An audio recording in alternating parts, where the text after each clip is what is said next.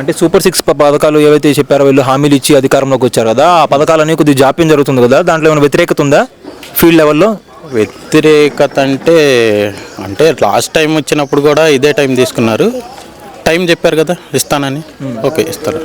అంటే ఇస్తారని చెప్పి అనుకుంటున్నారా, లేకపోతే మళ్ళీ జాప్యాలు ఏమైనా ఉంటాయంటారా? ఇస్తారు అనుకుంటున్నాను. అంటే వైసీపీ వాళ్ళు ఏం చెప్తున్నారంటే ప్రధానంగా అప్పుడు పసుపు కుంకుమ ఏ మాదిరిగా అయితే ఇచ్చారో ఎలక్షన్కి 3-4 నెలల క్రితం అలానే ఇస్తారేమో ఈసారి కూడా మళ్ళీ అని చెప్పి వాళ్ళు గగ్గోలు పెడుతున్నారు. ఆ విధంగా అనుకుంటున్నారా జనాలు కూడా? అదేం లేదు, వస్తాయి. వాళ్ళు ఇచ్చినట్లు ఆల్రెడీ 3 సిలిండర్లు ఇచ్చేశారు. పడుతున్నాయా మీకు డబ్బులు?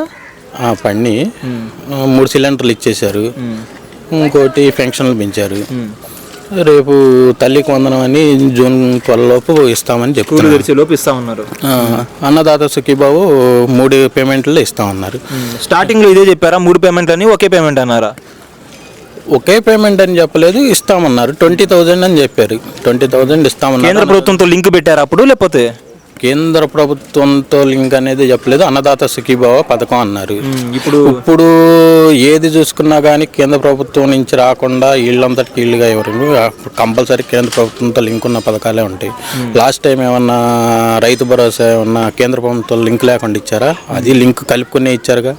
ఇది అంతే, సేమ్ కాంతి. ఓకే.